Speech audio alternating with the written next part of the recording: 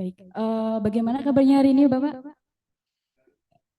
Alhamdulillah, baik sekali, luar biasa. Dan tentunya kabar dari peserta PKPA juga sangat luar biasa ya. Baik kabarnya? Satu aja ya Nyot. Bagaimana kabarnya?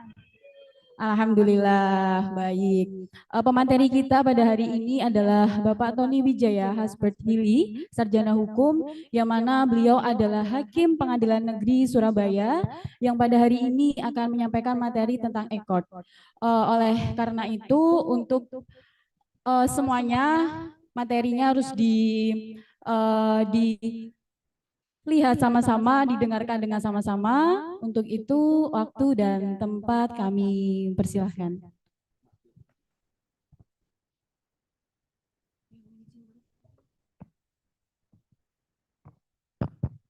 Ya, baik. Terima kasih Ibu Moderator. Assalamualaikum warahmatullahi wabarakatuh. Selamat sore Bapak Ibu sekalian yang saya hormati. Bagaimana kabarnya hari ini? Tetap semangat? Iya. Biasanya kalau sudah waktu-waktu seperti ini, kami pun kalau pelatihan ya sudah mulai ngantuk-ngantuk.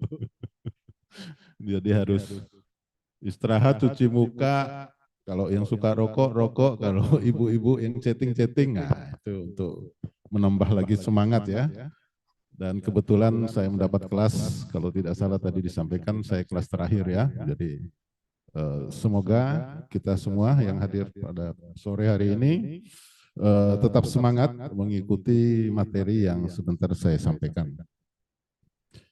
Baik ya Bapak Ibu sekalian yang saya hormati, tadi sudah diperkenalkan saya ditugaskan oleh Ketua Pengadilan Negeri Surabaya untuk menyampaikan sosialisasi sebenarnya ya, bukan untuk mengajar, berkaitan dengan sistem persidangan yang dilakukan secara elektronik.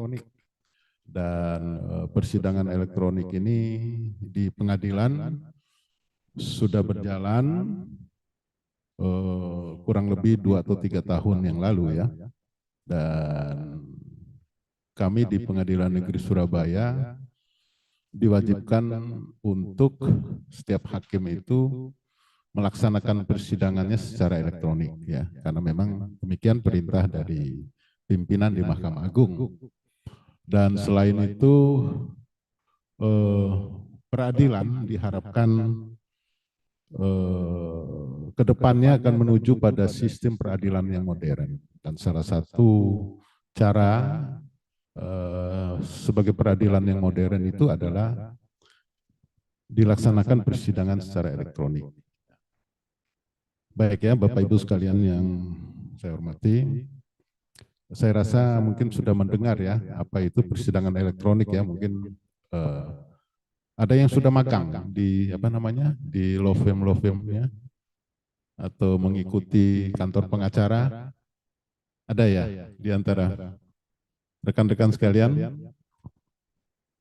Saya rasa mungkin sudah lebih familiar ya kalau sudah pernah magang pada kantor-kantor pengacara yang ada.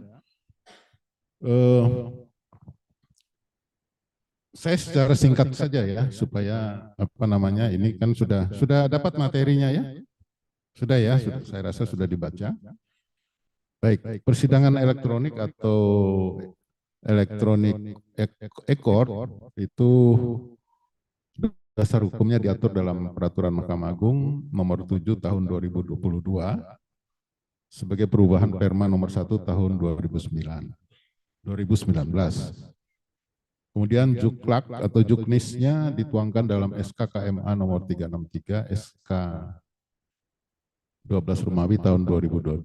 Nanti rekan-rekan semua kalau ingin mempelajari lebih detail bagaimana pelaksanaan sidang elektronik, saya sarankan untuk memiliki ya SKKMA ini. SKKMA ini bukan saja untuk internal, tapi berlaku juga untuk setiap pelaku yang melaksanakan sidang secara elektronik di pengadilan.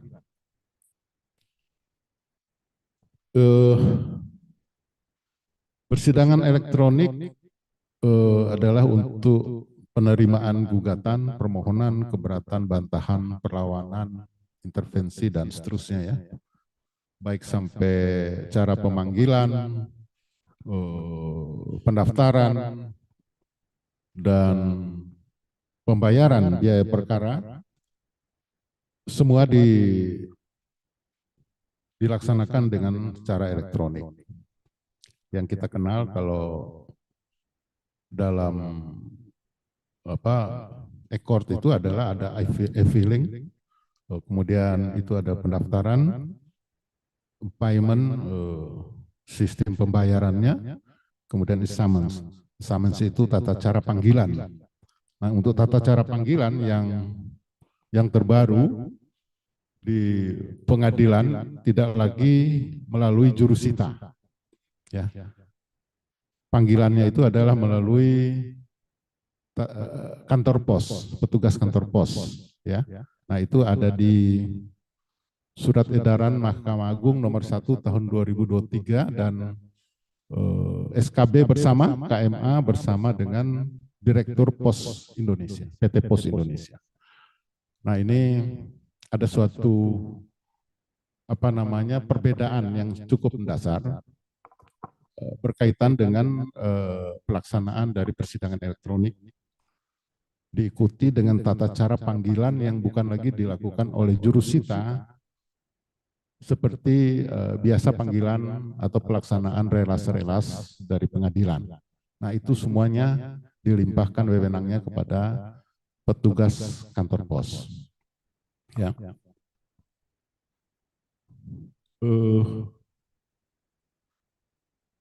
Pengaturan administrasi perkara elektronik adalah untuk tingkat pertama dan tingkat banding. Nah, yang belum ada tata cara pengajuan upaya hukum melalui kasasi ya.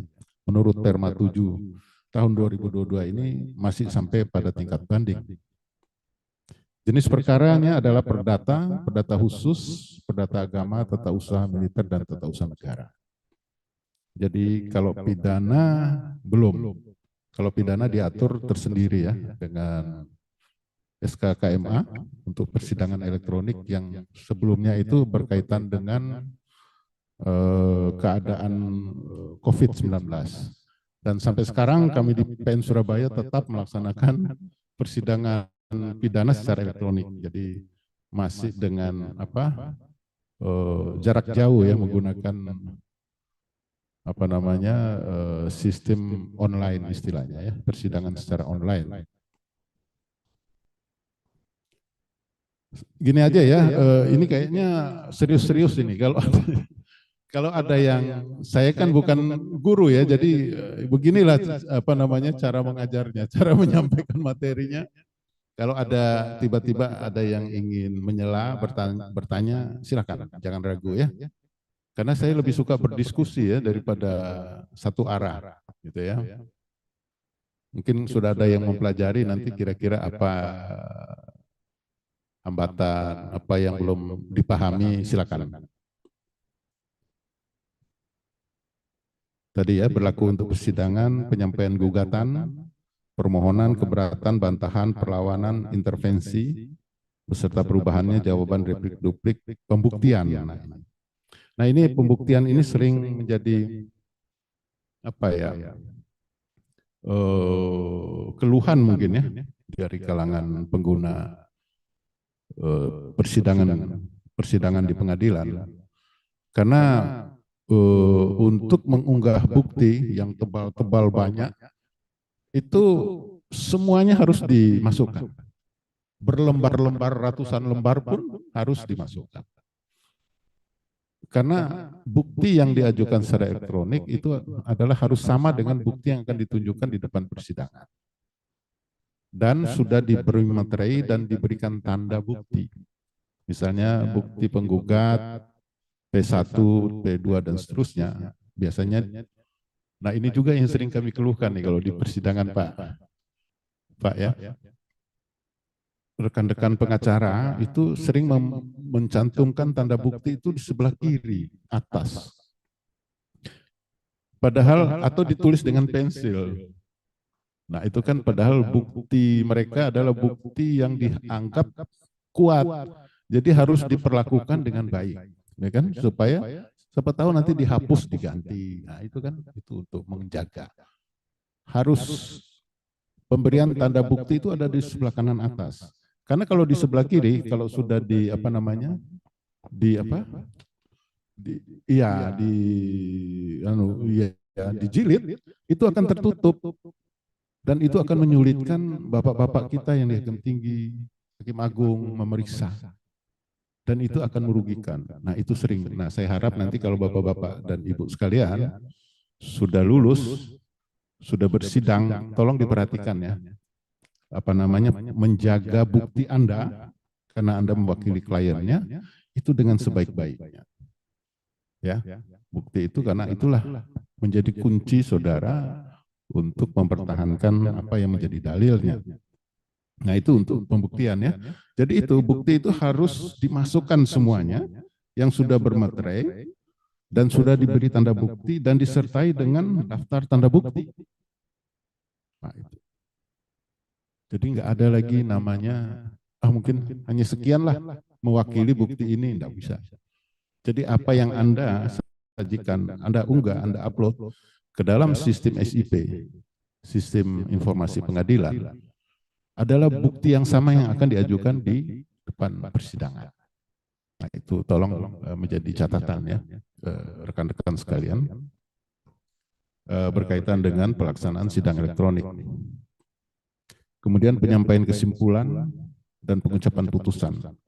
Nah pengucapan putusan di dalam sidang elektronik, nah ini menunjukkan ada suatu kemajuan.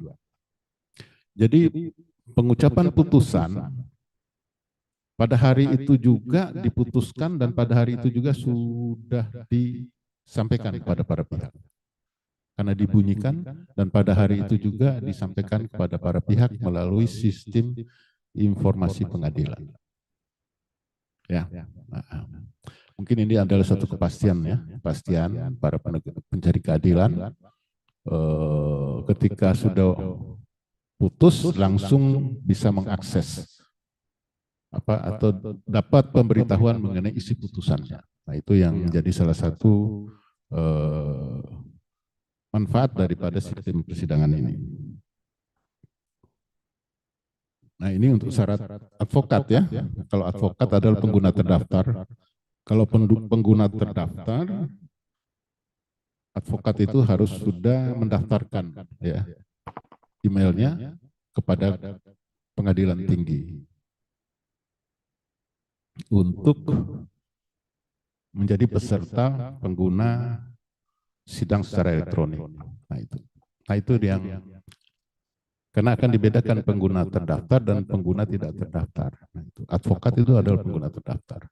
Dan konsekuensinya di dalam setiap persidangan, walaupun tidak disebut wajib, ya memang tidak tegas ya dalam perma itu, tapi mereka harus bersidang secara elektronik. Ya, terutama penggugat, karena dia mendaftarkan secara e-court. Waktu pendaftaran, pembayaran, nah itu sudah secara elektronik. Nah ini syarat-syaratnya, kartu tanda penduduk, KTP, kartu anggota advokat, dan berita acara sumpah dari pengadilan tinggi. Kemudian yang juga membedakan dari perma sebelumnya, ini dimasukkan tentang persyaratan kurator atau pengurus. Nah, ini sudah ada kartu KTP, kartu keanggotaan kurator, sertifikat ujian lulusnya, surat bukti pendaftaran kurator atau pengurus yang berlaku. Nah ini pada perma sebelumnya tidak diatur ya. Kemudian pada perma ini ada diatur tersendiri mengenai pengguna terdaftar yang berkaitan dengan seorang kurator.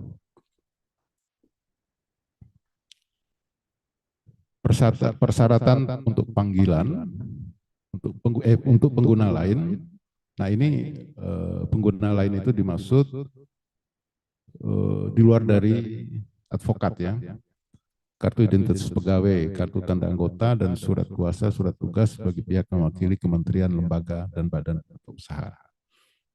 Kartu tanda penduduk atau paspor, identitas lainnya bagi perseorangan, ya. Jadi ada badan, ya, seperti kantor-kantor kementerian atau kelembagaan, dia adalah disebut sebagai pengguna lain. Nah, itu kenapa begitu? Yang berkaitan dengan mereka ini, ketika bersidang, hakim wajib menanyakan persetujuannya untuk mengikuti persidangan secara elektronik. Nah, itu biasanya tergugat. Ya. Nah, itu harus ditanyakan oleh majelis hakimnya atau ketua majelisnya kepada pihak yang pengguna lain tadi. Nah, ini. Kemudian pendaftaran upaya hukum. Ya, ini saya rasa sudah dipahami, ya, untuk perlawanan, keberatan, upaya hukum banding. Nah, upaya hukum keberatan ini yang ada dalam pikiran saya itu berkaitan dengan gugatan sederhana, ya, GS, ya. Upaya hukum dari putusan gugatan sederhana adalah keberatan. Nah, ini termasuk yang menjadi bagian dalam sistem persidangan elektronik. Kemudian panggilan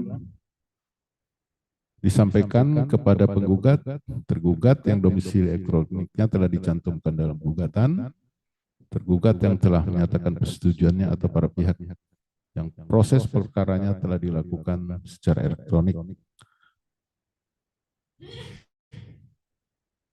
Nah, ini. Kemudian kalau tergugat telah dipanggil tapi tidak hadir, maka pemanggilan selanjutnya dilakukan melalui surat tercatat. Nah, ini yang dilakukan oleh kantor pos tadi. Ya, ada istilahnya dengan surat tercatat. Kalau dulu perintahnya dipanggil sekali lagi oleh seorang jurusita, ya, atau jurusita pengganti.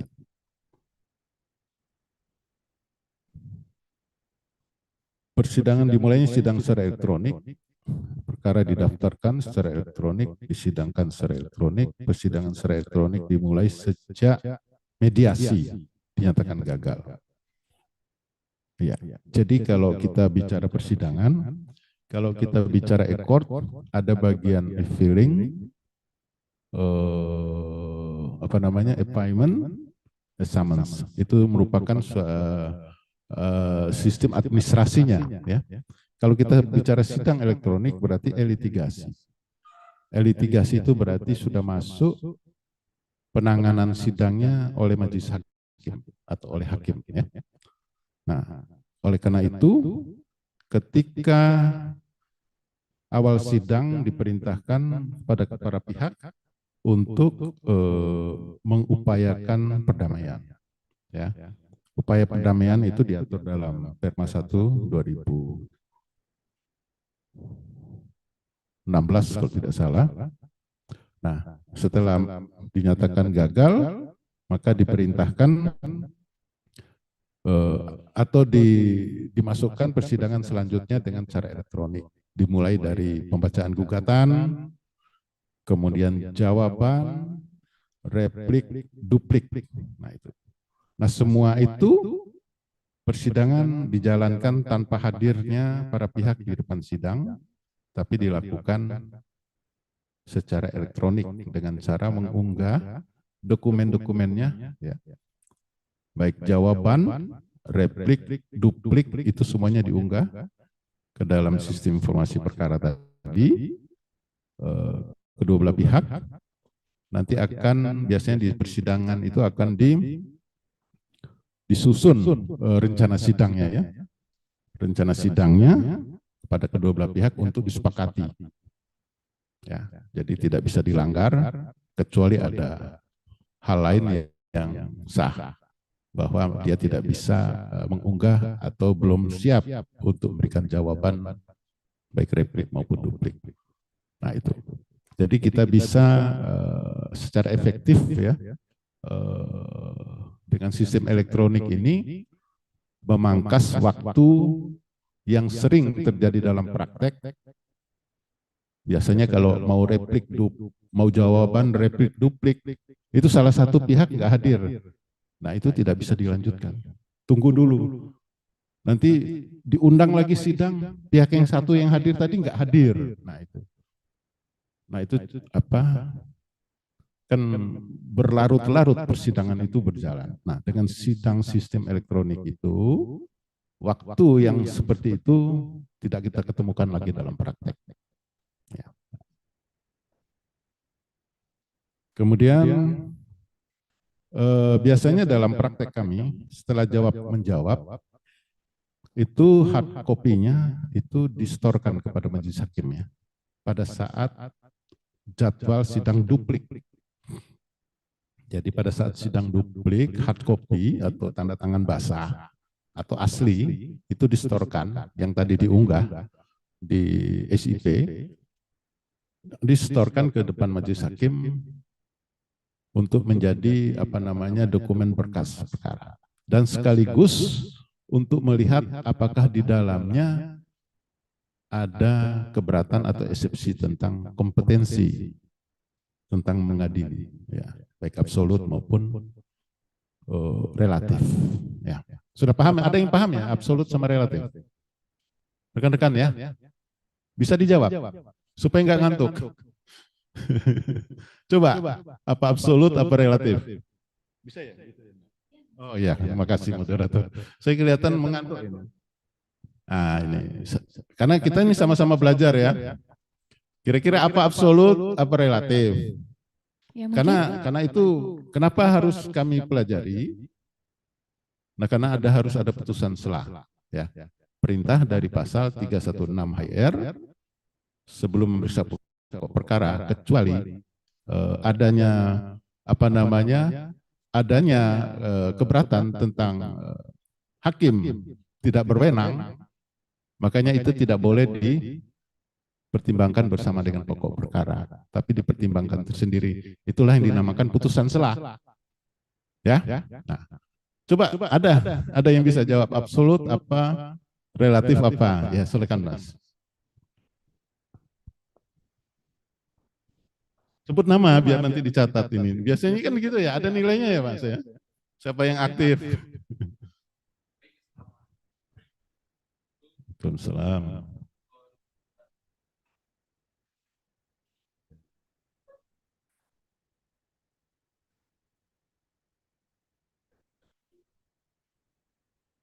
Kurang.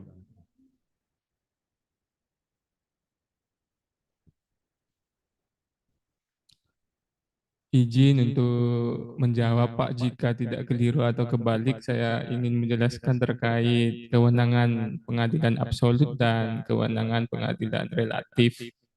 Nah, kalau absolut itu kewenangan terkait pengadilan mana yang berwenang antara Ya.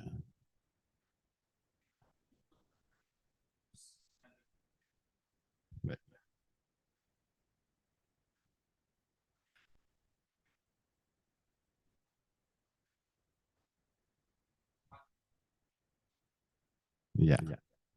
Baik, terima kasih Mas Bindi. Effendi. Ya. Ada yang ingin jawab berbeda mungkin? Nah, harus berbeda. Silakan.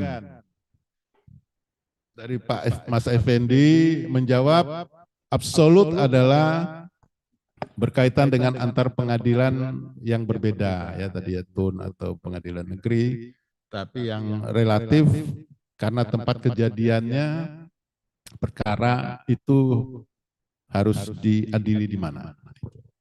Nah itulah kira-kira tadi Pak Effendi. Ada yang mau jawab? Sama dengan Pak Effendi? Ya di sini kalau sudah harus mulai tampil karena seorang advokat itu harus berani tampil di depan umum ya. Tadi saya ngobrol-ngobrol, ada advokat dulu salah duduk, saya tanya, saudara itu penggugat atau tergugat? Penggugat Pak, lo kenapa duduk sebelah kiri? Nah, itu. Kan masih ada loh Mas. Tapi bukan di Surabaya ya, bukan dari banyak. Jadi jangan takut salah, karena iya kita kan saling melengkapi kan. Karena praktek itu sangat penting. Apa itu replik atau apa itu duplik, ya kan? Apa itu kesimpulan? Mulai harus kita belajar luar kepala sejak kita belajar di dalam pendidikan ini. Karena saudara akan masuk di dalam praktek. Dan praktek itu adalah bagaimana saudara bertanggung jawab terhadap kepercayaan klien saudara kepada Anda. Karena sifatnya apa? Perjanjian kan? Surat kuasa itu apa sifatnya? Ya toh, perjanjian. Nah itu. Masuk 1320, 1338, ya kan? Nah itu. Kalau kita melanggar perjanjian, ada kode etiknya, Undang-Undang 16 Pak ya. Nah itu. Jadi kita benar-benar harus memahami. Jadi kalau absolut itu diatur oleh undang-undang masing-masing peradilan. Ya, peradilan tun, peradilan militer, peradilan umum, ya, peradilan agama. Dia mengatur tentang tugas wewenangnya masing-masing. Dan dia merinci apa saja yang berhak dia adili oleh. Nah, ketika Anda mengajukan eksepsi atau keberatan, misalnya pengadilan negeri tidak berwenang untuk membatalkan sertifikat sebagaimana gugatan penggugat. Bahwa untuk membatalkan sertifikat adalah tindakan pejabat tun, dan tindakan pejabat tun adalah diadili oleh peradilan tata usaha negara. Nah itu. Pasalnya ini. Nah, Anda bisa mematahkan gugatan itu. Demikian juga peradilan agama mengenai sengketa antara orang yang beragama Islam berkaitan dengan waris tidak boleh diadili oleh pengadilan umum. Tapi berdasarkan pasal-pasal ini, undang-undang tentang peradilan agama yang berwenang mengadili orang beragama Islam, penggugat dan tergugat mengenai waris adalah ada peradilan agama. Nah itu. Kelihatannya sederhana, apa absolut, apa relatif. Tapi kalau Anda benar-benar menguasai, Anda akan selalu menang di pengadilan. Nah itu. Ya. Itu harus jeli terhadap gugatan penggugat, merinci, kemudian Anda harus menguasai jurisprudensi. Ada namanya hasil kamar Mahkamah Agung. Nah itu banyak itu produk atau hukum-hukum baru yang dilahirkan dari kesepakatan kamar Mahkamah Agung yang dapat dijadikan landasan Bapak dan Ibu sekalian ketika dalam praktek tadi. Jadi bukan berarti Anda sudah cukup belajar ya. Selesai belajar ketika Anda sudah mendapatkan gelar. Tapi kan dalam praktek Anda akan masuk dalam suatu rimba. Ya. Rimba bagaimana Anda berusaha melepaskan diri dari dalil-dalil pihak lawan. Itu? Nah, disitulah siapa yang menguasai hukum-hukum yang berlaku itu akan memberikan keuntungan bagi Anda untuk menjadi seorang advokat yang profesional. Nah, itu saya harap kalau sidang elektronik ini adalah bagian satu tata cara bagaimana kita melakukan proses persidangan. Tapi lebih daripada itu, Anda harus menguasai benar-benar materi hukum dalam praktek. Ya, saya saja hakim sudah berapa lama ini, tidak semuanya saya kuasai. Dan di rumah saya buku berjejer-jejer harus saya buka ketika saya membuat putusan. Saya punya volume jurisprudensi sampai 8. Nah, itu tebalnya segini-segini. Satu volume. Karena hakim dituntut, ya utuh. Karena apa? Hakim dianggap tahu segalanya, tahu hukum. Nah, itu ya. Yusko Curia ya, kalau nggak salah. Baik, kita lanjut. Tadi relatif. Kalau dalam berkaitan dengan perkara perdata, itu Anda harus menguasai pasal 118 HR. tempat di mana saudara mengajukan gugatan. Ya, itu ada dibagi kalau mengenai tempat tinggal tergugat atau tergugatnya lebih dari satu, ya. Misalnya perjanjian pokoknya terjadi di mana, boleh diajukan di mana terjadi perjanjian pokoknya itu tempat tinggal tergugat, walaupun di Surabaya terjadinya perjanjian pokok, tapi ada di tempat lain, makanya diajukan di Surabaya. Walaupun tergugatnya ada di Sidoarjo, ada di Malang, 118 HR. Kemudian, ini hukum acara sudah dikasih ya, Pak ya? Enggak apa-apa ya, saya singgung sedikit Pak ya. Ya, supaya enggak bosan ya. Saya kok masuk hukum acara jadinya. Kan, karena berkaitan ya tadi ya, absolut relatif. Ya. Kalau dia relatif, tadi 118 HR, ada yang berkaitan dengan tempat objek perkara kalau tanahnya menjadi tanah sengketa. Ya. Misalnya tergugatnya Malang alamatnya, tapi kok digugat di Surabaya. Karena objek perkaranya ada di tanahnya di Surabaya. Nah itu relatif ya. Ya, oke, kita lanjut. Nanti terlalu jauh. Tapi saya lebih suka ya kalau berdiskusi ya.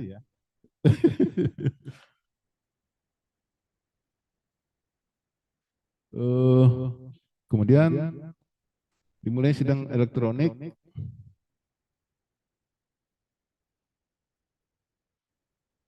Ya, ini saya rasa ini sudah. Nah, ini tentang putusan first take ya. Dalam hal tergugat yang telah dipanggil secara sah dan patut tidak hadir, persidangan tetap dilanjutkan secara elektronik dan perkara diputus secara first take. Oke. Putusan first take. Ya, 125 HR. First take itu apa? Ada yang paham? Ya, setelah dipanggil secara sah dan patut sebanyak 2 kali. Ya, nah itu first take. Nah, putusan first take tersebut diberitahukan kepada yang tidak hadir tadi melalui surat tercatat. Nah ini Pak Pos lagi yang menjalankan tugasnya ya, surat tercatat. Ini saya rasa tadi sudah ya, jawaban replik dan duplik dilakukan dan prosedur. Nah ini ya, cara mengunggah. Nah, cara mengunggah jawaban replik, duplik, dan kesimpulan tadi, kalau ditentukan sidangnya tanggal 3, ya, tanggal 2-nya itu harus sudah diunggah. Ya, tidak boleh melebihi daripada jadwal tersebut. Jadi sehari sebelumnya, sesuai dengan rencana sidang yang telah ditetapkan, itu Bapak Ibu harus mengunggahnya ke dalam sistem SIP-nya. Ya.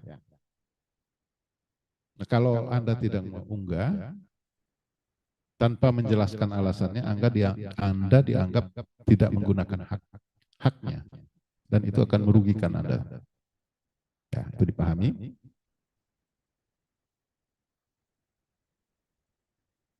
Oke. Selanjutnya penyampaian dokumen elektronik. Nah, tadi saya sudah jelaskan ya. Nah, ini para pihak yang tidak menyampaikan dokumen elektronik atau dokumen cetak bagi tergugat yang tidak menyetujui persidangan. Nah, ini tadi sudah tidak menggunakan haknya ya, sudah saya jelaskan. Pihak ketiga dalam sidang elektronik, pihak ketiga dapat mengajukan permohonan intervensi terhadap perkara yang sedang disidang secara elektronik.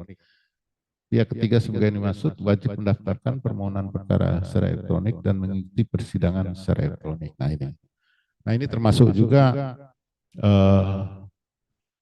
mungkin banyak juga menjadi pertanyaan ya rekan-rekan pengacara atau Bapak Ibu nanti akan melaksanakan prakteknya.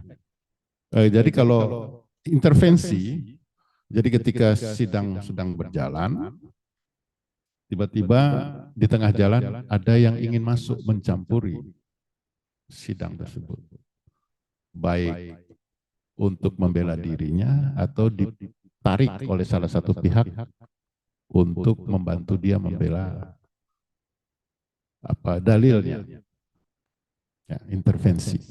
Nah biasanya kalau beliau ini kan sudah senior ya, Pak, saya intervensi Pak. Oh ya, sudah ada apa gugatan intervensinya? Sudah Pak, sudah siap. Silakan ajukan para pihak, apa dalil-dalilnya, nanti diberi kesempatan untuk saling jawab menjawab.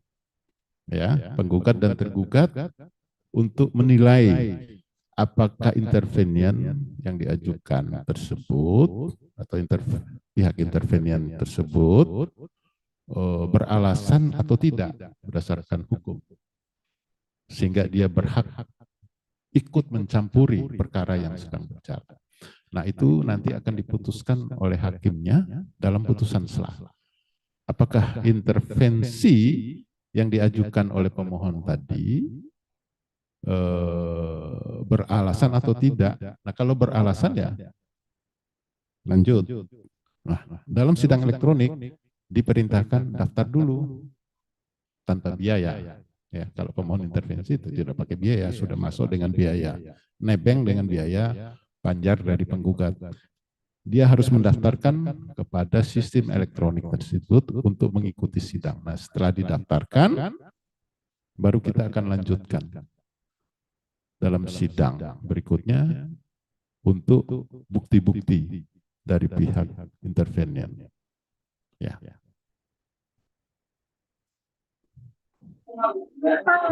Izin yang dari online bertanya, Bapak. Ya, silakan. Perkenalkan, nama saya Sandi, Pak. Sandi. Sandi, ya. Baik. Mau izin tanya, Bapak.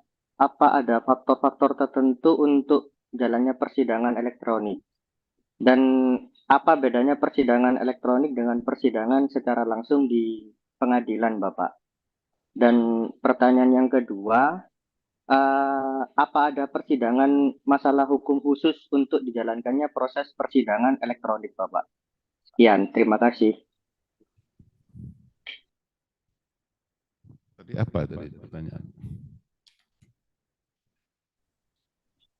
Suara saya kurang jelas, Bapak, izin. Ya. Yang pertama apa pertanyaannya, Mas? Apa ada faktor-faktor tertentu untuk didaftarkannya persidangan elektronik, Bapak? Faktor-faktor tertentu. Ya, apa entah itu masalah narkoba saja atau misalkan tipikor atau seperti apa, Bapak? Untuk dijalankannya proses persidangan elektronik. Baik, satu dulu saya jawab ya, Mas. Jadi kalau Baik. sidang elektronik yang sekarang kita lagi pelajari adalah khusus untuk perkara perdata. Oke? Khusus untuk perkara perdata. Perkara pidana diatur dengan peraturan Mahkamah Agung tersendiri, ya. Ya, Mas ya. Jadi yang sekarang kita pelajari adalah untuk bersidang secara perkara perdata dan pengadilan mungkin hampir seluruh Indonesia ya. Ketika dia menerima pendaftaran gugatan itu diarahkan pendaftarannya dengan menggunakan e-court. Ya, sistem e-court. Ya paham ya Pak, Mas? Jadi ketika Paham, Pak. masyarakat pencari keadilan datang mendaftar ke pengadilan, dia akan menerima tata cara pendaftaran secara e-court dan biasanya di atas gugatannya kalau sudah terdaftar, sudah membayar biaya panjar perkara, itu dicap dengan di atas gugatannya tertulis e-court. Berarti dia maju dengan menggunakan sistem elektronik. Ya, hampir di seluruh Indonesia para pengguna apa namanya yang ingin bersidang perdata itu bagi penggugat dia akan datang dan diarahkan menggunakan sistem e-court. Ya, e-court tadi filing, payment, summons. Ya, pendaftaran, tata cara pendaftaran, tata cara pembayaran, tata cara panggilan. Kalau pembayaran itu kan pakai virtual account sekarang. Akan ditujukan, dia akan diberikan virtual account, akan ditujukan kepadanya untuk membayar di mana secara elektronik. Kalau e-summons, tadi tata cara panggilan yang menggunakan PT Pos, petugas PT Pos. Jadi tidak ada faktor-faktor tertentu sehingga orang akan menggunakan atau tidak menggunakan sistem elektronik. Jadi sekarang Mahkamah Agung hampir mewajibkan seluruh pengadilan di seluruh Indonesia menggunakan sistem elektronik di dalam persidangannya. Dan ketika masyarakat yang kurang paham akan diarahkan atau dibantu oleh petugas di pengadilan yang ada di sana, itu ada pojok e-court petugasnya PTSP. Nah, di situ akan diberi bantuan. Bahkan sampai dibuatkan alamat elektroniknya atau emailnya. Nah, itu untuk itu ya, Pak. Terus yang kedua apa tadi, Mas? Enggak sih, sudah mewakili jawaban Bapak yang tadi. Masalah yang kedua, permasalahan hukum khusus atau yang dijalankan di persidangan elektronik. Apa ada persidangan permasalahan hukum khusus yang Bapak tadi sebut hanya perdata saja? Berarti pidana tidak bisa masuk ya Bapak ya ke e-court? Iya, kalau pidana sidangnya diatur dengan peraturan Mahkamah Agung tersendiri. Ya, yang berangkat rujukannya dari keadaan adanya COVID-19. Nah, itu kalau tidak salah itu dilanjutkan persidangan secara elektronik. Artinya ketika terdakwa tidak lagi dihadirkan secara langsung di pengadilan, tapi bisa diperiksa di tempat di mana dia ditahan. Gitu, Mas. Jadi ada perbedaan tata cara persidangan pidana sama tata cara persidangan perdata ya, khususnya yang kami tangani di Pengadilan Negeri Surabaya. Kira-kira bisa dipahami? Baik, bisa dipahami Bapak. Baik. Terima kasih atas pemaparannya Bapak. Baik, terima kasih. Oke, kita lanjut. Masih berapa lama waktu? 1 jam. Saya pernah dapat 3 jam, Pak. Ubaya kalau nggak salah dulu. Ubaya 3 jam, jadi banyak apa yang mau diobrolin ya. Jadi ya sebegitu kita sama-sama saling ini.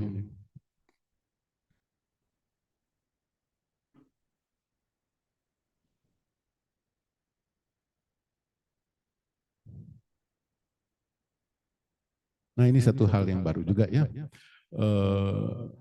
Tentang persidangan pembuktian dengan acara pemeriksaan saksi dan atau ahli dapat dilaksanakan jarak jauh, ya, secara jarak jauh melalui media komunikasi audiovisual. Nah, ini belum banyak dipraktekkan. Saya tidak tahu ya, mungkin para pihak kurang puas ya kalau tidak hadirkan ahlinya. Kalau tidak dihadirkan secara langsung mungkin kurang puas rekan-rekan advokat yang mewakili kliennya, dan jadi sering kami memeriksa ahli itu langsung. Tapi sebenarnya berdasarkan perma ini diperbolehkan. Ya, dibolehkan secara audiovisual. Audiovisual. Nah, itu biasanya akan disediakan oleh pengadilan ya, sistem itunya, tata caranya. Ya, ini yang belum banyak dipraktekkan. Ya. Oh iya. Saksi pun bisa. Saksi pun bisa. Kalau dulu dalam prakteknya kalau saksi jarak jauh tidak bisa dihadirkan, itu akan didengarnya di pengadilan di mana dia ada, itu nanti ada surat delegasi untuk mendampingi bahwa orang itu benar dan dia. Kemudian buatkan berita acara dan berita acara itu dikirim kepada kita. Nah itu kan cukup juga ya, cukup merepotkan ya. Tapi kadang datang ke pengadilan itu juga merepotkan. Kalau beliau ini kan sudah malang melintang ya. duduk di pengadilan itu dari pagi sampai siang, sampai sore nunggu hakimnya kapan. Bukan nunggu hakimnya ya, kapan giliran saya bersidang. Apalagi kalau sudah saksi, hakimnya kan, ayo yang penundaan dulu. Jawaban, saksi belakangan. Nah itu, kadang itulah di praktek persidangan dari rekan-rekan nanti akan mengalami itu. Ya, jadi memang harus cari banyak uang, Mas. Karena Anda duduk lama dan di situ ada kantin. Nanti makan terus, rokok terus, ngopi terus ya. Pasti keluar duit kan? Nah itu. Nah, dengan sistem elektronik mungkin bisa mengurangi. Tapi memang perkara di Surabaya itu sangat luar biasa. Sudah dibantu sistem elektronik, masih crowded. Masih begitu banyak antrian-antrian sidang yang cukup lama. Kadang dibarengi dengan sidang pidana, ya kan? Nah itu pidananya yang mau habis tahanan. Siapa yang mau disegera? Ahli juga mau segera nih, nanti Pak ini nggak ada waktu lagi, nggak bisa. Waduh, hakim itu yang cukup, waduh siapa yang didahulukan gitu kan? Lanjut lagi Pak. Aduh ya begitulah. Iya. Nanti Anda akan ada dulu mau jadi cakim nggak ya dari rekan-rekan? Ada ya? Untung nggak jadi hakim atau enak jadi pengacara?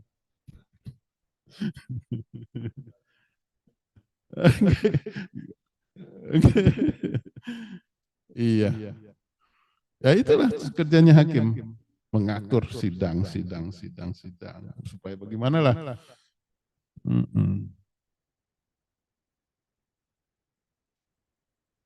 Nah ini tadi itu ada biayanya ya, yang dengan menggunakan audiovisual, nah itu di ayat berikutnya.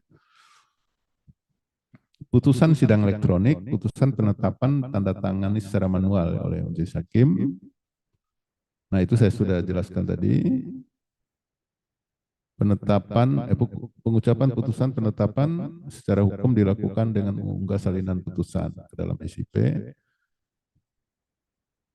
Nah ini secara hukum telah memenuhi asas sidang terbuka untuk umumnya. Jadi sidang secara elektronik, putusan biasanya itu kan kalau secara konvensional, putusan itu kan dibuka oleh hakim, terbuka untuk umum, untuk pembacaan. Itu. Kalau perceraian tertutup atau terbuka putusan?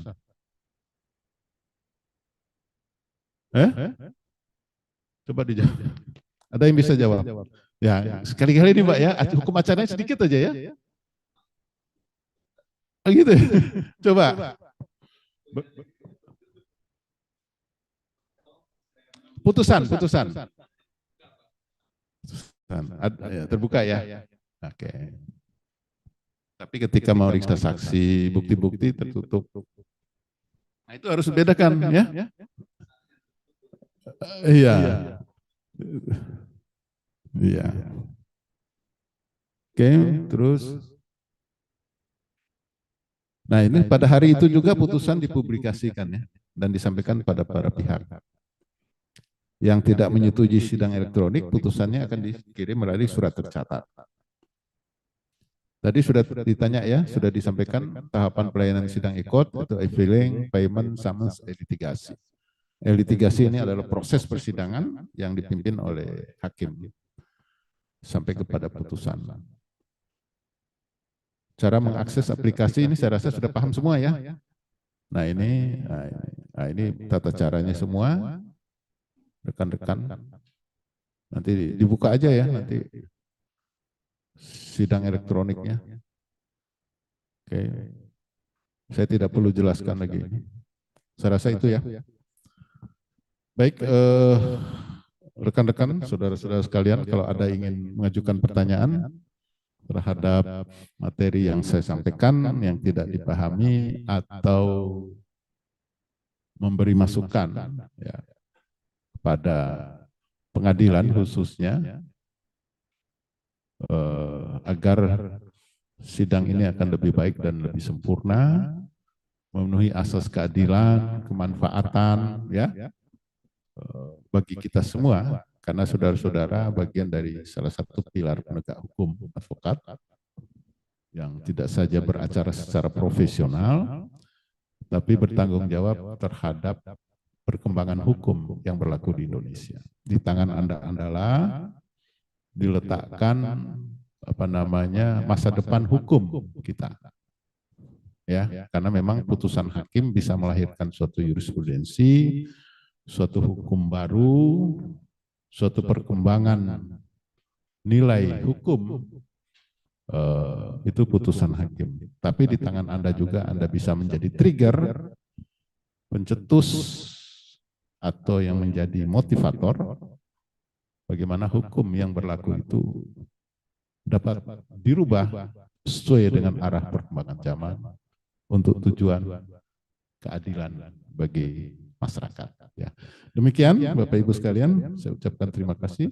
Kalau ada yang akan ditanyakan, silakan. Ya, baik, terima kasih atas pemaparan materinya sangat luar biasa, Bapak. Selanjutnya kita akan ada sesi tanya jawab. Untuk itu para peserta offline maupun online yang ingin bertanya, kami persilahkan. Baik.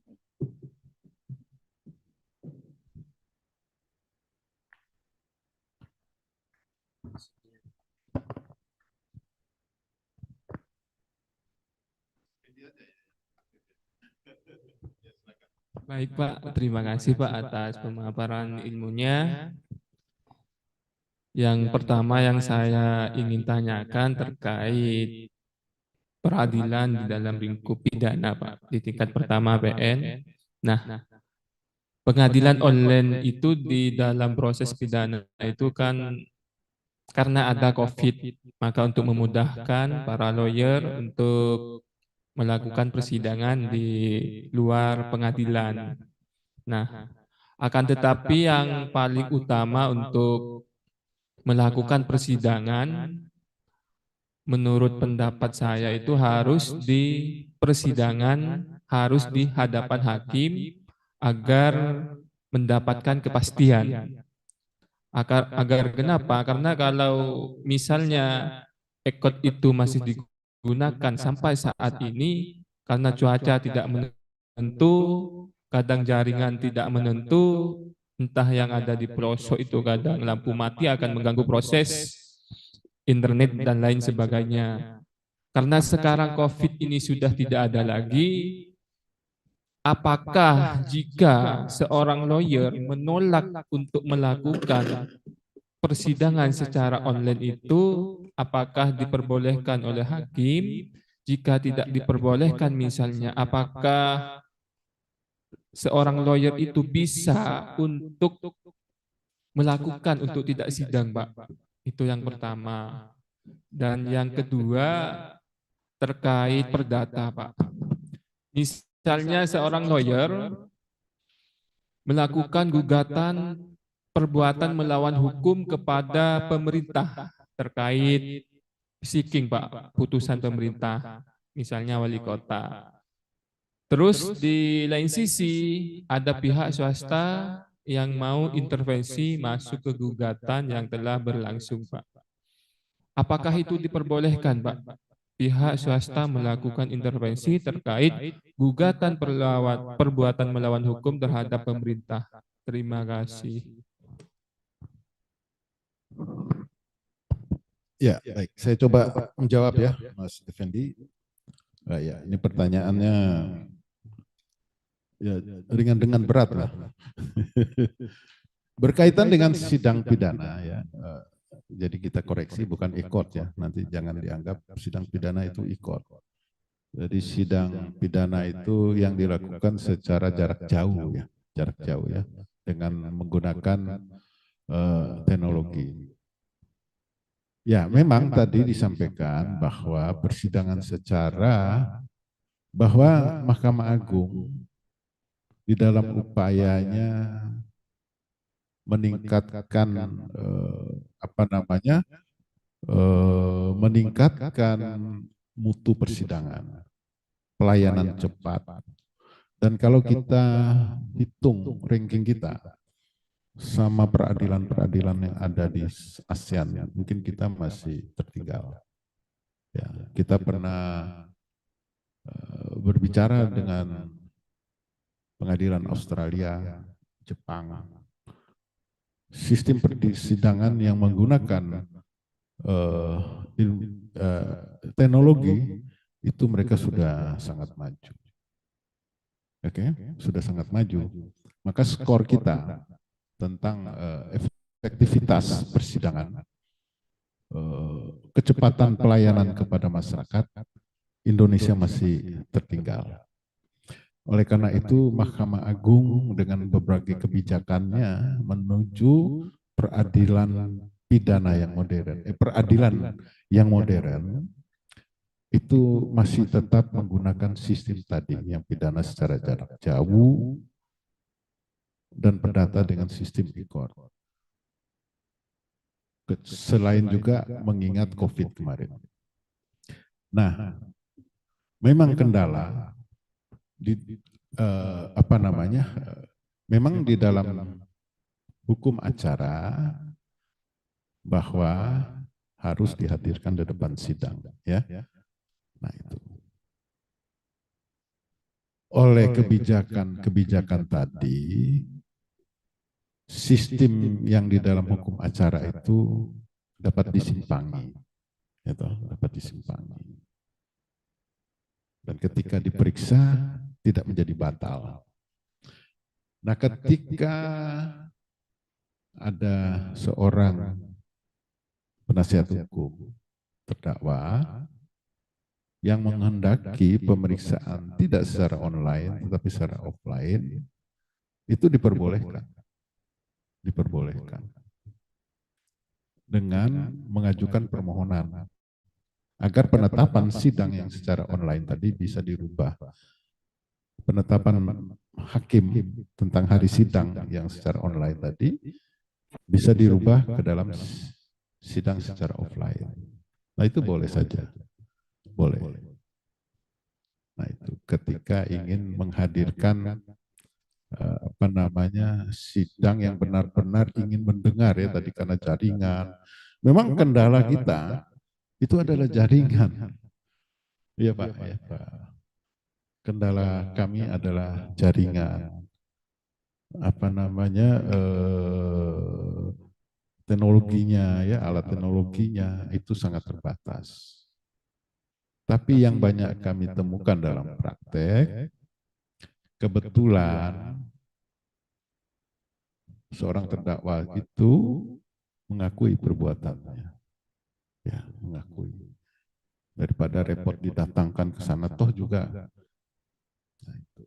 Tapi untuk perkara-perkara tertentu yang dibutuhkan pembuktian yang benar-benar harus jeli dan cermat, yang tadi disampaikan oleh Mas Effendi, boleh-boleh aja. Kami sering sidang secara offline. Secara offline, sering. Atas permintaan maupun atas inisiatif dari majelis hakim. Baik permintaan penuntut umum, permintaan dari penasihat hukumnya, ataupun majelis hakim. Boleh saja. Bawa terdakwanya di sini. Bawa saksi-saksinya supaya kita dengar. Nah, itu. Kemudian yang kedua tentang menggugat tergugat pejabat apa tadi? Pemerintah. Ya. Berarti disidang dalam peradilan tun gitu ya. Oke. Oh ya. Berarti dia sidang ke pengadilan. Oh iya. Nah, itu tadi saya bilang tadi. PMH itu kan bisa oleh pejabat, bisa oleh bukan pejabat kan ya, PMH itu kan. Perbuatan melawan hukum oleh pejabat, tun, atau perbuatan melawan hukum oleh perseorangan. Nah, ini kalau dia mengajukan gugatan PMH terhadap seorang pejabat daerah atas keputusan wali kota, ya, kemudian ada pihak mau masuk intervensi, intervensi itu adalah hak orang. Ya silakan aja. Nanti bagaimana tadi itu diperiksa apakah intervensinya itu beralasan atau tidak, diterima atau tidak, dia ikut serta campur masuk dalam perkara itu, akan ditentukan melalui jawab menjawab tadi, kemudian terakhir dari putusan selah majelis hakim.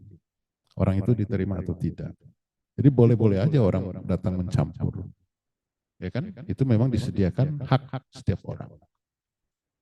Nah itu, apalagi pihak swasta ya silakan aja. Boleh-boleh aja. Kira-kira begitu, Mas Effendi.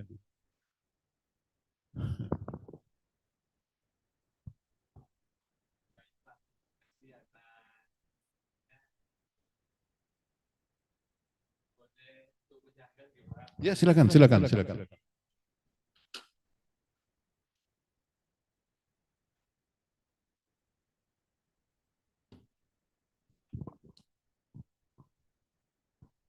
Ini perkaranya lagi berjalan atau tidak?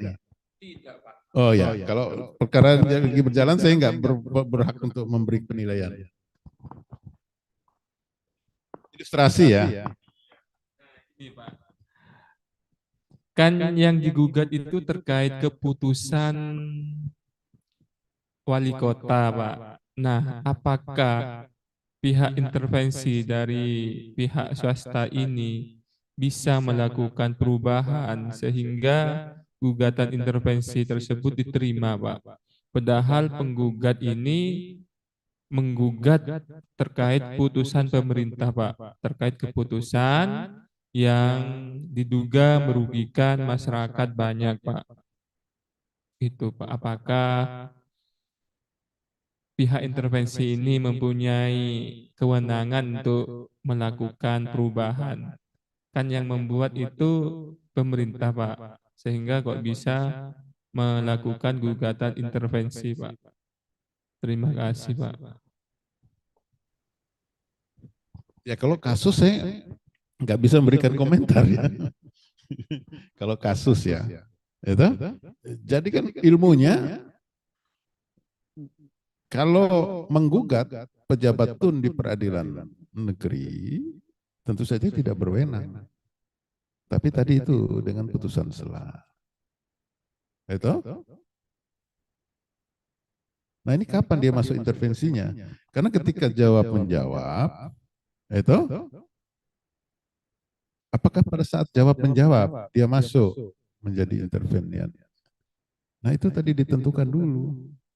Kan ilmunya begitu. Orang mengajukan intervensi akan ditentukan oleh majelis hakim setelah menjawab para pihak tadi, penggugat dan tergugat. Mereka akan jawab. Berdasarkan jawab menjawab tadi diputuskan oleh hakim dalam putusan selah diterima atau tidak yang bersangkutan menjadi turut serta dalam perkara itu atau ikut campur dalam perkara itu. Nah kalau dia memang disetujui untuk masuk dalam perkara itu ya akan dilanjutkan persidangan itu seperti biasa. Nyata nanti ada eksepsi kewenangan absolut. Nah kalau dinyatakan pengadilan negeri tidak berwenang ya semuanya tidak berjalan termasuk si intervenian tadi. Karena perkara itu akan ditutup. Nah gitu. Nah, kalau kasus saya nggak bisa komentar, tapi ilmunya seperti itu. Intervensi merubah apa tadi maksudnya?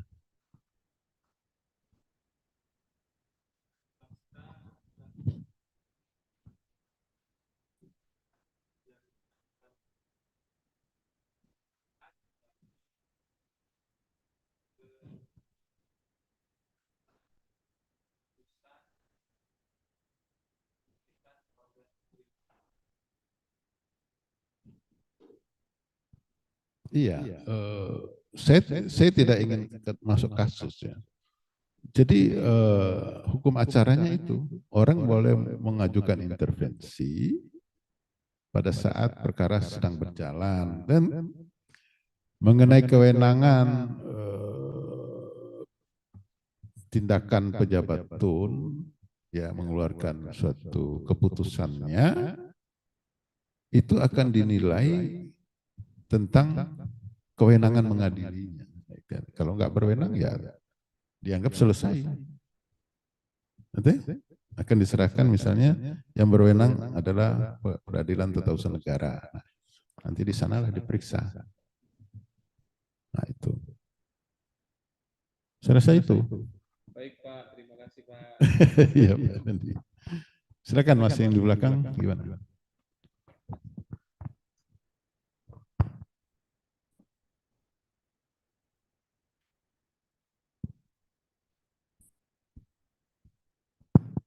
Baik, mungkin ada yang bertanya lagi?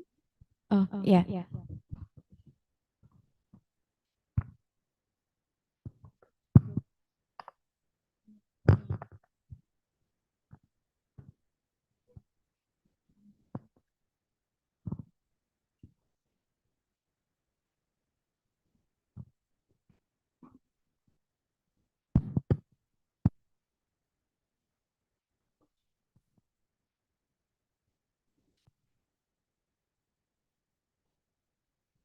Baik, terima kasih Pak.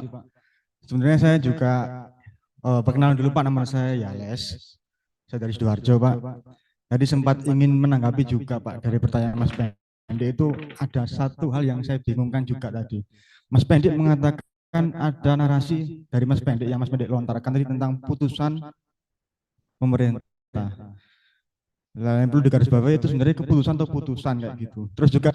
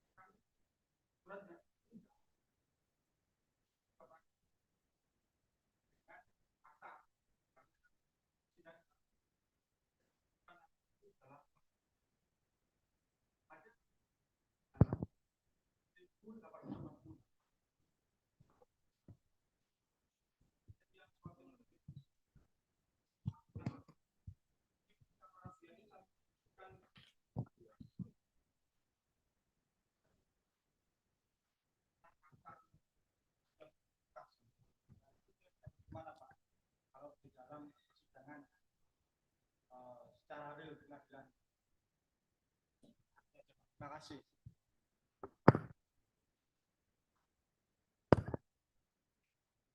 Baik. Saya tidak hafal ini permainnya. Apakah ada diatur? Kalau tidak diatur berarti di SKKMA-nya Pak. 363 ya nanti dibaca. Karena di sana juknisnya. Jadi pembuktian surat yang sudah diunggah tadi ya, sudah disampaikan ya, sudah ada materinya, sudah diberi tanda, dan semua lampiran-lampirannya yang apa namanya, halaman-halaman itu semuanya dimasukkan. Nanti pada persidangan secara offline-nya, ya kan, bukti itu, disitulah akan dicocokkan bukti aslinya. Tetap ada. Tetap ada pencocokan bukti aslinya di depan sidang. Oke? Mohon izin. Ya. Untuk waktunya itu kapan Pak ya tentang pencocokannya Pak? Terima kasih. Siapa yang Iya, pada saat sidang pembuktian. Pembuktian itu kan ada bukti surat, ada ahli, ada saksi. Satu lagi apa pembuktian? Ya Pak. Apalagi selain itu ahli, Keterangan saksi. Kalau di perdata persangkaan Pak. Satu Iya. lagi apa? Keterangan, Sumpah ya. iya, sumpah Pak. Nah itu benar tadi. Jadi dilangsung dalam persidangan pembuktian. Ya kan? Yang secara ekor tadi kan jawab menjawab tadi ya, kesimpulan putusan. Hanya kemudian disyaratkan juga diunggah semua dokumen-dokumen itu termasuk bukti surat ya. Nah, nanti kemudian dicocokkan di persidangan pada saat pembuktian. Mohon izin Pak, berarti pembuktian ini memang harus disyaratkan offline Pak, ya? Nggak boleh secara online gitu Pak ya? Nggak bisa. Oh gitu Pak ya? Iya. Iya, baik Pak. Terima kasih. Betul. Bagus. Ya, ada lagi yang lain? Silakan. Nah, ini kalau tambah sore tambah ramai ya.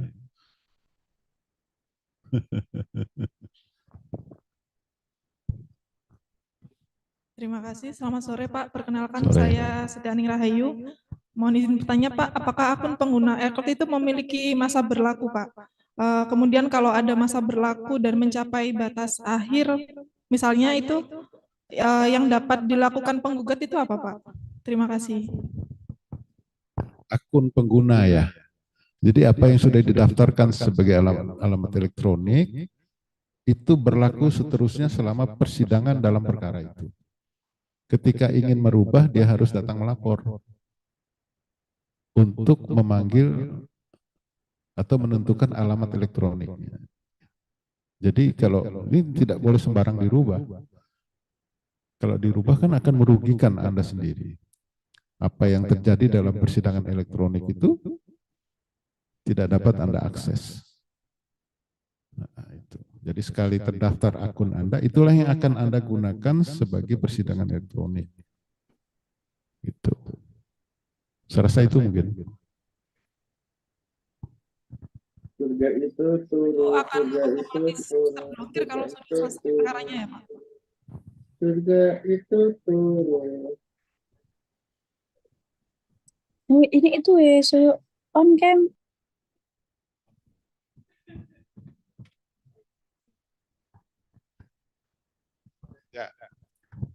Mengenai apa terblokir dengan sendirinya.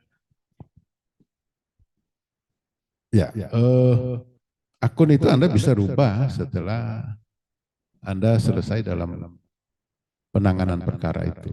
Itu kan haknya yang pemilik akun. Oke? Nah, karena itu bisa juga akan digunakan sampai banding kan gitu. Ya, karena itu alamat elektronik. Silakan yang lain.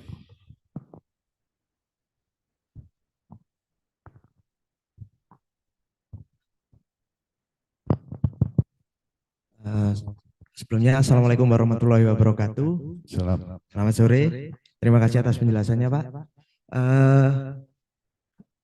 Ini mohon izin saya bahas kasus mungkin sedang berlangsung, tetapi saya tidak ke materi kasusnya, Pak ya.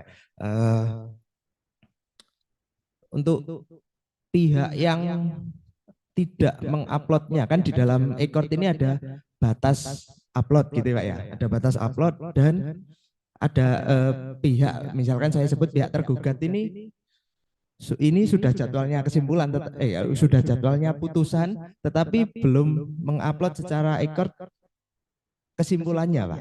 Sudah waktunya putusan buat tanggal di PN Surabaya ini. Bukan. Di PN lain Pak. Putusannya tanggal 27 Februari, sedangkan pihak tergugat ini belum mengupload kesimpulannya Pak. Sedangkan batas uploadnya itu tanggal 20. Nah ini kalau sesuai dengan pasal 22 tadi kan dianggap tidak menggunakan haknya. Yang saya tanyakan kepada Bapak ini akibat hukumnya itu seperti apa Pak ya? Maksudnya ya akibat hukumnya seperti apa ketika dia entah lupa entah apa sampai tidak upload dan sudah waktunya untuk selesai itu waktunya sidang putusan. Yang kedua mengenai bukti ini misalkan sudah diupload masih ada keterangan bukti dilihat setelah melalui proses verifikasi hakim. Itu seberapa lama Pak ya Pak, agar atau memang tidak bisa dilihat secara ekor ya Pak, atau bisa dilihat ekor setelah verifikasi hakim. Untuk yang ketiga mengenai ini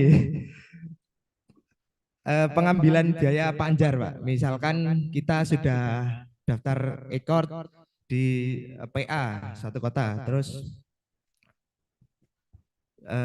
tidak jadi mendaftar tapi kita sudah membayar Pak. Itu mekanismenya harus ke sana langsung atau bisa secara transfer gitu seperti itu. Terima kasih.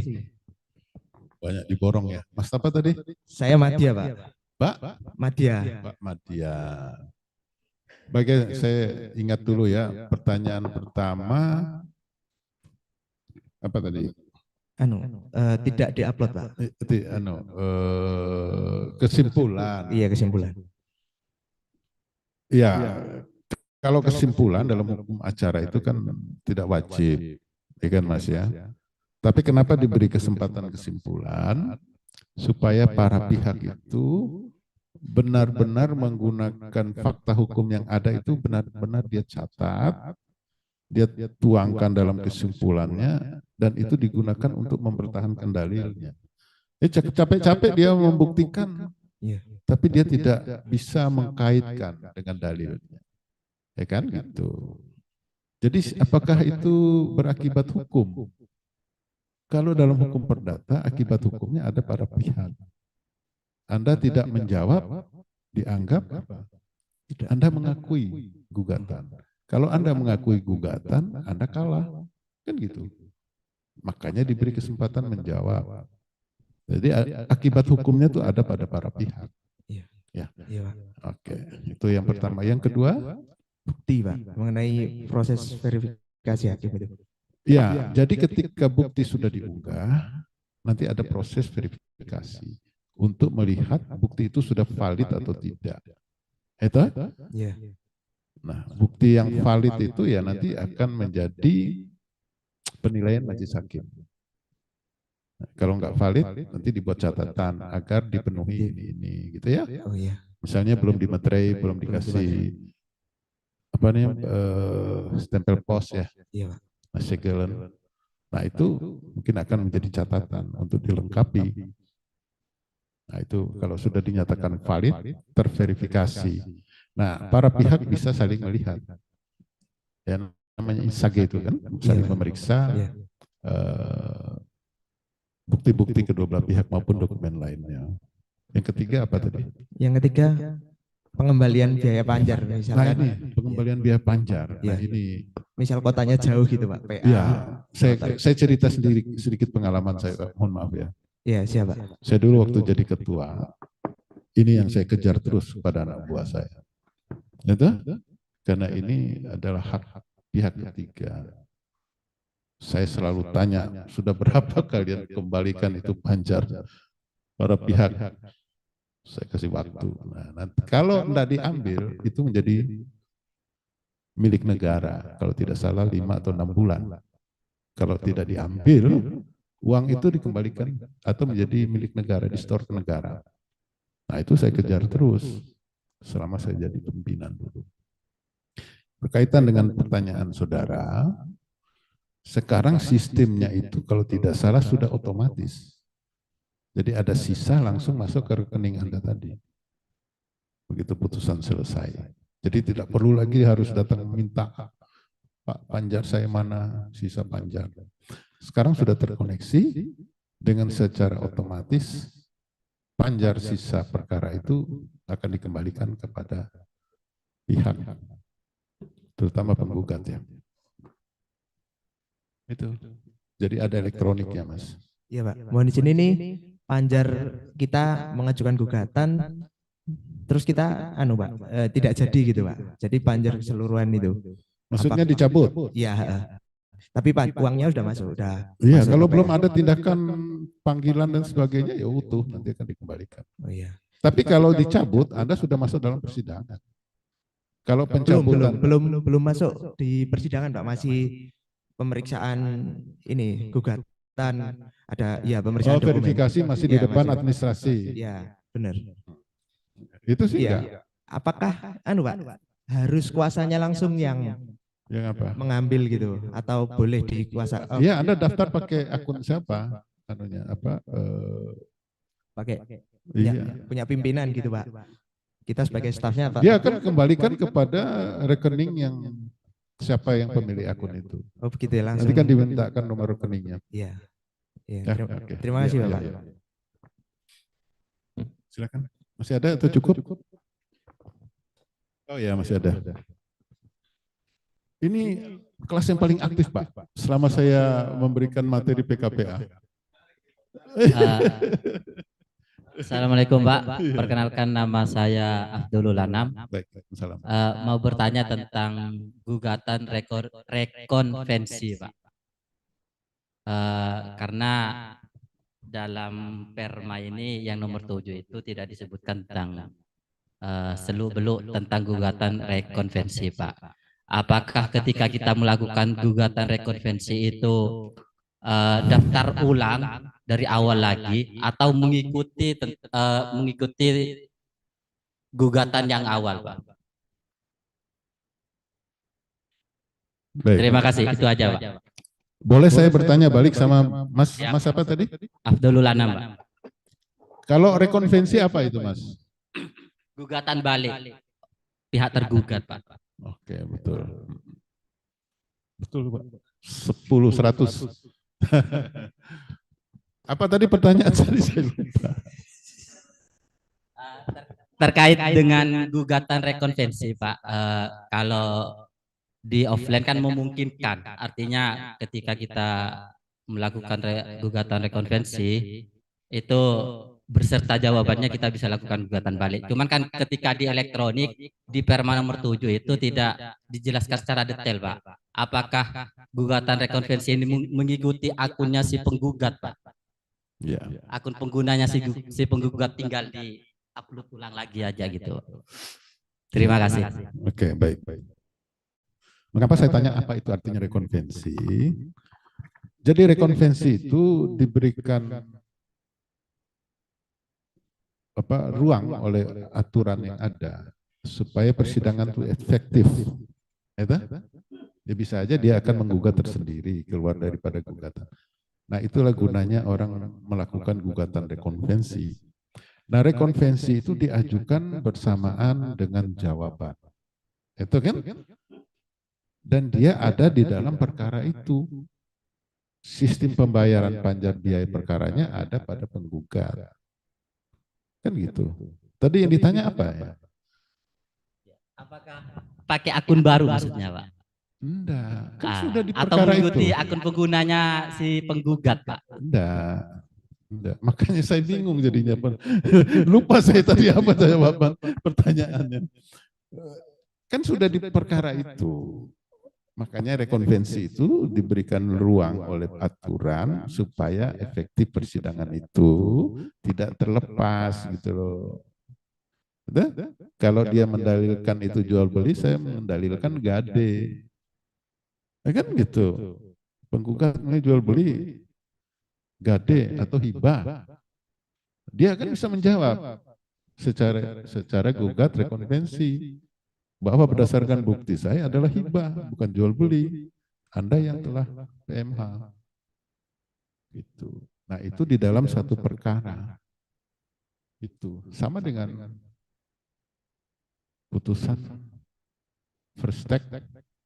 Itu first take itu perlawanan. Upaya hukumnya adalah first set. Itu first set kan? Itu ketika diperiksa, ajukan perlawanan, dia pakai nomor perkara yang awal tadi. Nah itu. Kayak begitu. Paham ya Mas? Ya. Baik. Terima kasih Pak. Tetap dalam satu perkara itu Mas ya. Jangan takut, tidak keluar biaya kamu.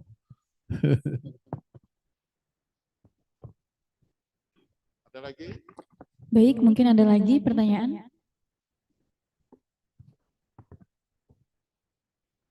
Dulu, sebentar Mas. Dulu kalau ada pengacara datang ke hakim berkonsultasi nggak dibayar, Pak. Tapi ada perkara ada pengacara terkenal hitungannya dolar, Pak. Konsultasi. Ini intermezzo ya, jangan diambil dalam hati ya. Jadi, oke, silakan. Selamat sore, Pak. Saya Umbu dari NTT. NTT mana? Dari Sumba. Sumba mana? Sumba Timur. Timur mana? Kabupaten Sumba Timur. Iya, di mana? Di Bayangapu. Di kampung mana? Saya dari kampung Kecamatan Tabundung, Yang Mulia. Tabundung. Tabundung. Beta 3 tahun di Sumba Timur. Makanya saya tanya dia dari mana. Saya tinggal di Kampung God. Oh iya. Itu ya? Rumah dinas kan? Iya, iya. Itu? Tahu sih. Ah, itu Kampung God. Sana Di Wengapu. sekitarnya Muslim semua, Pak.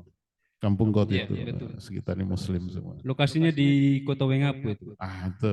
Tapundung, mungkin saya pernah penyuluhan hukum juga. Saya tukang penyuluhan hukum, Pak. Kampung-kampung saya masuk, tidur di rumah kepala desa, tapi paginya datang makan kambing, makan ayam, Pak, di sana enak. Jadi ini tanya ini beliau ini, kepala desa di sana sangat menghargai seperti kami datang dari kota, Pak. Di kampung-kampungnya itu. Saya senang sekali Sumba Timur. Alamnya indah sekali, Pak. Pantainya luar biasa, padang savana, kemudian di pinggirnya itu lautan biru. Nah, itu bagus. Oke, silakan apa dulu, Umbu? Siap. Izin Yang Mulia. Pertanyaan saya terkait dengan persidangan elektronik perkara pidana. Dalam hal pemeriksaan terdakwa. Nah, kalau pemeriksaan terdakwa yang dilakukan secara elektronik itu kan berarti seperti yang Mulia katakan tadi bahwa terdakwa ini diperiksa di tempat di mana ia ditahan. Pertanyaan saya, apakah ketika pemeriksaan terdakwa itu di tempat di mana ia ditahan, apakah advokat atau penasihat hukumnya mendampingi yang bersangkutan atau jaksa atau penuntut umum saja yang hadir di tempat di mana ia ditahan sementara dalam proses pemeriksaan itu. Karena yang dikhawatirkan adalah apabila terdakwa di bawah tekanan, bisa saja ini kan dugaan saya, Pak. Bisa saja terdakwa ketika menyampaikan keterangannya itu dia di bawah tekanan. Ini kan bukan di hadapan hakimnya langsung yang memeriksa perkara begitu, Yang Mulia. Sekian. Ya, bagus. Nah, ini menguasai hukum acara beliau. Ya, ya. Karena memang pemeriksaan di sidang yang terbuka untuk umum itu bukan ada di dalam suatu ruang tertutup ya. Jadi disitulah bahwa orang itu bebas memberikan keterangannya. Bahkan seorang terdakwa bebas untuk mengingkar perbuatannya. Ya toh? Dia bisa membantah atas tuduhan. Nah itu Anda bagus hukum acaranya. Memang tadi sudah saya sampaikan bahwa persidangan sistem elektronik dalam perkara pidana dari kelanjutan dari kebijakan Mahkamah Agung ya, peradilan modern. Nah, apabila seorang penasihat hukumnya melihat mensinyalir bahwa dia akan memberikan keterangan yang berada dalam suatu tekanan, tidak bebas, dikhawatirkan akan dipengaruhi, tadi bisa diajukan permohonan sidang secara offline langsung. Sepanjang tidak ada. Nah, dalam praktek bahwa penasihat hukum, penuntut umum ada di ruang sidang pengadilan, yang ada di tempat ditahan adalah terdakwanya. Jadi boleh saja misalnya mengetahui, mensinyalir, dan mengkhawatirkan tidak bebas memberikan keterangannya boleh. Menyampaikan permohonan agar terdakwa di perkara terdakwa atas nama ini disidang langsung di persidangan. Dengan alasan yang Anda sampaikan. Saya rasa bisa. Ya, oke. Cukup? Ya masih 30 menit Bapak, mungkin ada cerita atau pertanyaan lagi? Ya, penjelasan, cerita pengalaman atau apapun ya dipersilakan atau mungkin tanya jawab juga dipersilakan Bapak. Saya bercerita maksudnya. Ya, mungkin ya pengalaman atau mungkin ada tanya jawab lagi dari peserta juga dipersilakan karena waktu juga masih 30 menit. Masih cukup panjang ya.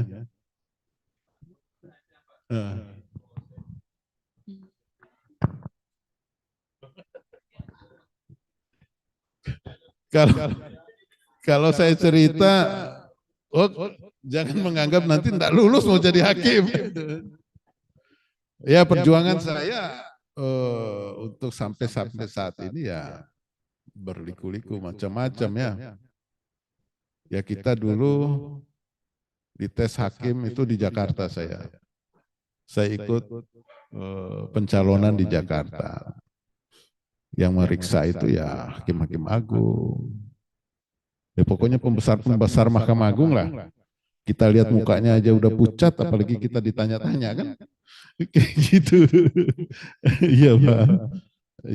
Iya, wawancaranya kan bukan seperti kita polos-polos ya.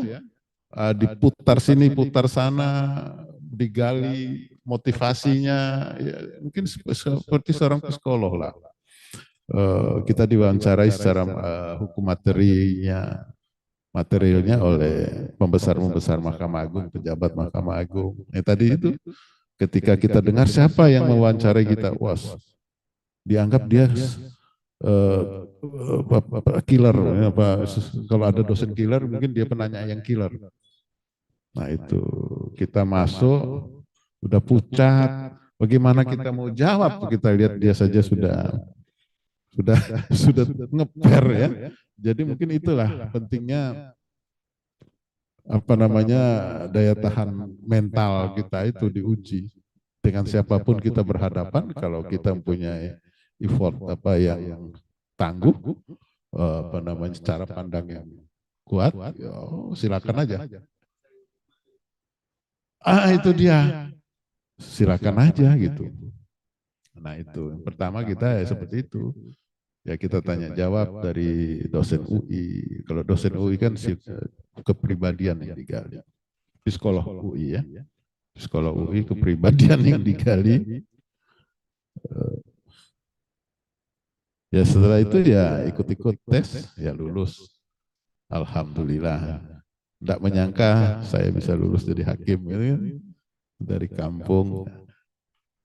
Jadi ya mungkin seperti Bapak Ibu Saudara sekalian, siapa tahu nanti berbelok arah mau jadi hakim, ya seperti itulah, bertahap-tahap, tata cara. Ya kita masuk pelatihan 6 bulan, 6 bulan itu digojlok-gojlok macam-macam. Ada semi militer di marinir, kepala kami ini pernah dipukul-pukul oleh marinir. Dia bilang sebelum kalian jadi pejabat, kita gojok dulu. Ya itulah liku-liku jadi hakim. Akhirnya ditugaskan pertama saya di Waingapu, tempatnya Umbu ini. Itu luar biasa itu. Pertama saya pikir di mana ini Waingapu ya. Ternyata setelah sampai sana asik, masyarakatnya, alamnya indah. Makanya saya betah 3 tahun Pak, tidak minta pindah di sana. Hakim pertama saya 2001 sampai 2003 mungkin ya, 2003. Setelah itu saya pindah masih ke timur lagi Pak, ke Atambua namanya. Ada orang Atambua di sini, orang Kupang, orang NTB ada. Oh kamu aja NTT ya. NTB? Nusa Tenggara Barat? Nggak ada ya? Ya seberapa kali ketemu orang Bima saya. Kalau sudah ketemu senang dia. Atambua 3 tahun juga. Perbatasan Timur Leste. Kita masuk, baru saja terjadi kerusuhan. Tibo ya, kerusuhan Tibo. Ya, kita sidangkan sengketa para pengungsi yang membuat kericuhan di kota. Nah, itu kami periksa di Atambua. Setelah Atambua saya masuk, ya sudah enak lah masuk Jawa di Sragen. Sragen dari sana baru ke Kendari, Pak, kota Kendari. Wah, makan ikan terus di sana. Iya, ikan segar-segar Kendari itu enak sekali. Sama nona tolakinya. Putih-putih, nona Jepang, tolaki Jepang kan. Dari Kendari baru saya dapat struktural di kampung halaman saya di Dompu. Oke. Wakil di sana, ketua, terus pindah Sumbawa, bergeser sedikit sekitar 100 kiloan. Jadi wakil dan ketua. Akhirnya dipercaya masuk Surabaya. Pengadilan terbesar dilihat dari volume perkaranya seluruh Indonesia. Dan paling lengkap. Nah, itulah kira-kira pengalaman saya sebagai hakim.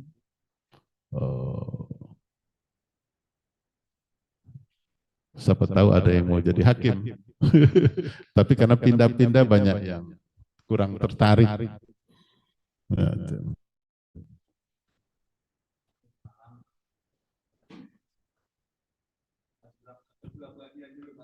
iya, kalau masuk kelas 1A khusus, paling tidak pernah jadi pimpinan.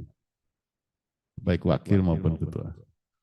Jadi yang ada di sana itu semuanya pernah jadi pimpinan. Jadi pimpinan dari berapa ribu orang itu ya. Ya syukur alhamdulillah saya ada di dalamnya, salah satu. Enggak semuanya. Itulah.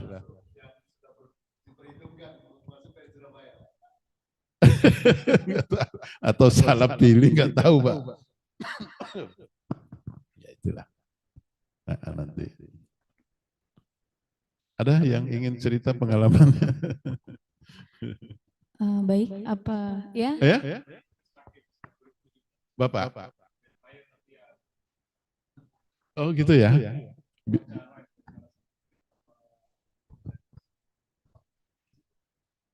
Itu mungkin kurang siap mental. Orang tuh sudah pasti pintar-pintar orang tuh. Tapi ketika dia masuk, ada teman saya, Pak, bolak-balik dia kencing, Pak, masuk toilet. Karena dia tahu yang akan menanya tadi killer, Pak. Tapi untungnya saya sudah jadi pegawai. Saya sudah jadi pegawai. Dan atasan saya orang hebat di Mahkamah Agung kan gitu ya. Mungkin kenal Yahya Harahap ya. Yahya Harahap. Ya, saya dulu stafnya beliau 10 tahun. Ketua Muda Pidana. Saya ditanya oleh seorang dirjen untuk wawancara. Saya pikir dia di bawahnya Pak Yahya. Saya tiap hari ketemu Pak Yahya. Setiap saat juga bisa ketemu KMA, Ketua Mahkamah Agung, karena pekerjaan. Saya dijatuhkan mental oleh seorang dirjen kan waktu itu. Saya tidak jatuh mental saya, karena saya biasa bertemu pejabat. Dia periksa saya, Pak, tanya saya sambil gini. Dia tidur, Pak. Saya tetap sikap sempurna, tetap hormat, tetap menggunakan tata cara, tata krama, gitu kan. Dia tanya, apalagi saya orang Mahkamah Agung kan, saya di Mahkamah Agung, tanya ini, tanya itu untuk menggali. Kita jawab aja secara normatif. Normatif. Jadi itu perlunya memang. Kalau dari segi pengetahuan, sama buku apa aja yang kita baca itulah isinya. Mau karangan siapa, bolak-balik itu saja isinya. Karena dikutap-kutip ya di situ lagi ketemu. Karakter kita, karakter building. Sikap, attitude. Ya, kalau sikap kita sudah nggak benar, dia akan kejar dan menjatuhkan kita. Karena ada rumus dalam orang mewawancarai orang itu. Kalau orang itu dianggap nanti akan tidak lulus, dia akan mengajukan pertanyaan yang sulit. Pertanyaan yang sulit. Dan ketika dianggap bahwa itu orang yang akan dipilih, diajukanlah pertanyaan-pertanyaan yang kira-kira dia bisa jawab. Nah, itu rumusnya. Jadi kita, attitude kita sebagai seorang yang akan ditanya, ya kita tunjukkan. Sikap kita sewajarnya, tidak mentang-mentang, berpakaiannya juga bagus, baik, necis, apa namanya. Nah itu semua, itu semua. Saya pernah ada teman ditanya, dasimu itu berapa harganya? Itu menjatuhkan mental. Mungkin dasinya mahal, Pak. Kamu mau jadi hakim berapa itu gaji hakim? Kalau beli dasi mahal, sepatu mahal. Itu kan menjatuhkan mental. Nah, itu. Ya kebetulan saya sekali ikut lolos. Mungkin keberuntungan. Ya.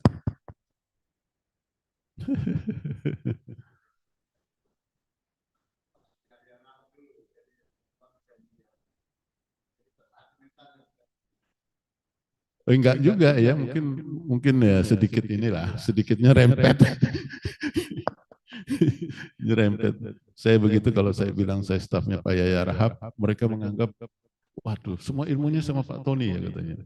Waduh, gimana? Beda. Tapi memang beliau itu kalau nulis kayak air, Pak. Saya kan dulu tukang ketiknya beliau. Tulis buku, jadi kalau ketikan saya sudah cepat, dia nulisnya lebih cepat, Pak. Bayangkan itu.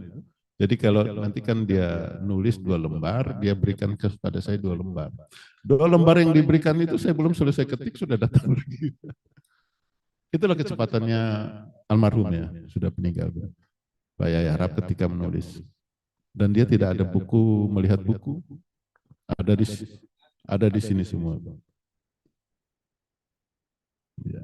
BW, hukum pidana, hukum agama dikuasai.